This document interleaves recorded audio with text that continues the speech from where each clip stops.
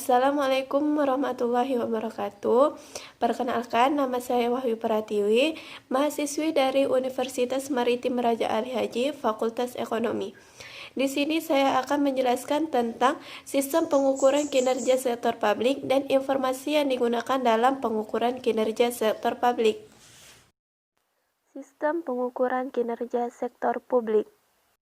Kita akan menjelaskan tentang sistem pengukuran kinerja sektor publik. Apa sih itu sistem pengukuran kinerja sektor publik? Sistem pengukuran kinerja sektor publik itu adalah sistem yang bertujuan untuk membantu manajer publik menilai pencapaian suatu strategi melalui alat ukur finansial dan non-finansial. Manfaat pengukuran kinerja menurut Mardiasmo. Yang pertama, memberikan pemahaman mengenai ukuran yang digunakan untuk menilai kinerja manajemen. Yang kedua, memberi arah untuk mencapai target kinerja yang telah ditetapkan. Yang ketiga, memonitor, mengevaluasi pencapaian dan membandingkannya dengan target kinerja serta melakukan tindakan korektif untuk memperbaiki kinerja. Yang keempat, sebagai dasar untuk memberikan penghargaan dan hukuman secara objektif atas pencapaian prestasi yang diukur sesuai sistem pengukuran yang telah disepakati. Yang kelima, sebagai alat komunikasi dalam rangka memperbaiki kinerja organisasi. Yang keenam, membantu mengidentifikasikan apakah kepuasan pelanggan sudah terpenuhi. Yang ketujuh, memastikan bahwa pengambilan keputusan dilakukan secara objektif. Pengukuran kinerja sektor publik ini dilakukan untuk memenuhi 3 maksud. Yang pertama, untuk membantu memperbaiki kinerja pemerintah. Yang kedua ini, pengalokasian sumber daya dan pembuatan keputusan. Yang ketiga, untuk mewujudkan pertanggungjawaban publik dan memperbaiki komunikasi kelembagaan. Informasi yang digunakan untuk pengukuran kinerja. Informasi yang digunakan dalam pengukuran kinerja sektor publik ini ada 2. Yang pertama itu informasi finansial dan yang kedua itu informasi non-finansial. Selanjutnya, pengertian dari informasi finansial. Informasi finansial itu adalah penilaian kinerja dilakukan dengan menganalisis varians antara kinerja aktual dengan anggaran yang dianggarkan. Terdapat 2 fokus pada analisis varians ini. Yang pertama itu varians pendapatan dan yang kedua itu varians pengeluaran.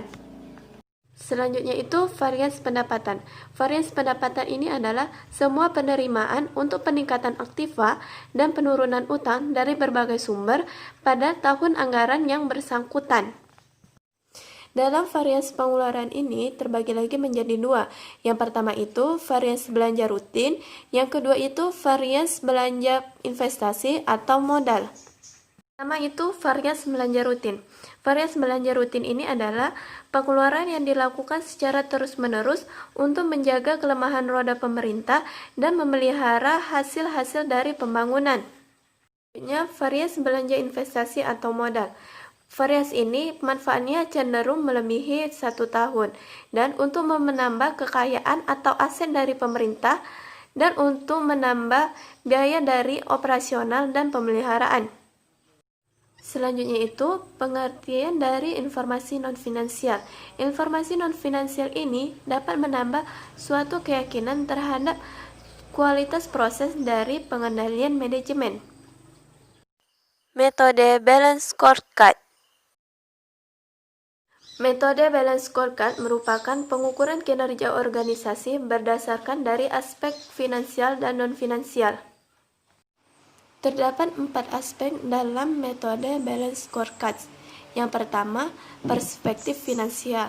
Yang kedua, perspektif kepuasan pelanggan. Yang ketiga, perspektif efisiensi proses internal. Yang keempat, perspektif pertumbuhan dan pembelajaran. Yang pertama itu perspektif finansial. Perspektif ini menjadi perhatian dalam balance scorecard karena ukuran keuangan merupakan ikhtisar dari konsekuensi ekonomi yang terjadi yang disebabkan oleh pengambilan keputusan. Yang kedua itu perspektif kepuasan pelanggan. Pada perspektif ini, perhatian perusahaan harus ditujukan pada kemampuan internal dan juga memahami selera pasar. Yang ketiga, perspektif efisiensi proses internal. Pada perspektif ini, perusahaan berfokus pada 3 proses bisnis utama. Yang pertama, proses inovasi. Yang kedua, proses operasi. Dan yang terakhir, pelayanan purna jual. Yang keempat itu perspektif pertumbuhan dan pembelajaran.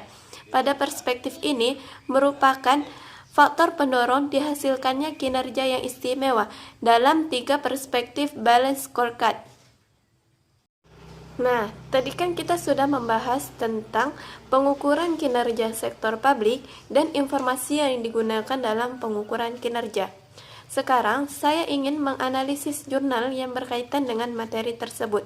Di sini, saya mengambil jurnal dengan judul Hubungan Karakteristik Pegawai Pemerintah Daerah dan Implementasi Sistem Pengukuran Kinerja, Perspektif Ismorfisme Institusional.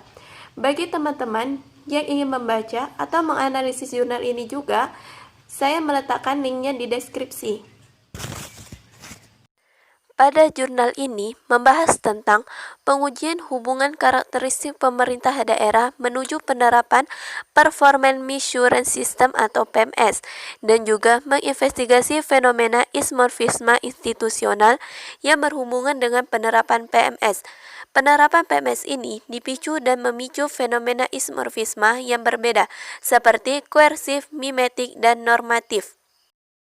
Dalam materi tadi dapat ditarik kesimpulan, yaitu sistem pengukuran kinerja sektor publik adalah sistem yang bertujuan untuk membantu manajer publik menilai pencapaian suatu strategi melalui alat ukur finansial dan non-finansial. Informasi finansial ini ada 2. Yang pertama itu varians pendapatan, yang kedua itu varians pengeluaran. Dalam varians pengeluaran ini dibagi lagi menjadi 2. Yang pertama, varians belanja rutin. Yang kedua itu varians belanja investasi atau modal. Informasi non-finansial dapat menambah keyakinan terhadap kualitas proses pengendalian manajemen. 4 aspek dalam metode balance scorecard. Yang pertama, perspektif finansial. Yang kedua, perspektif kepuasan pelanggan.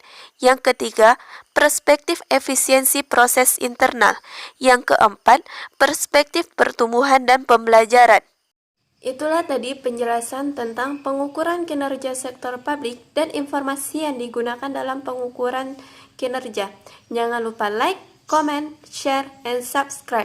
Assalamualaikum warahmatullahi wabarakatuh.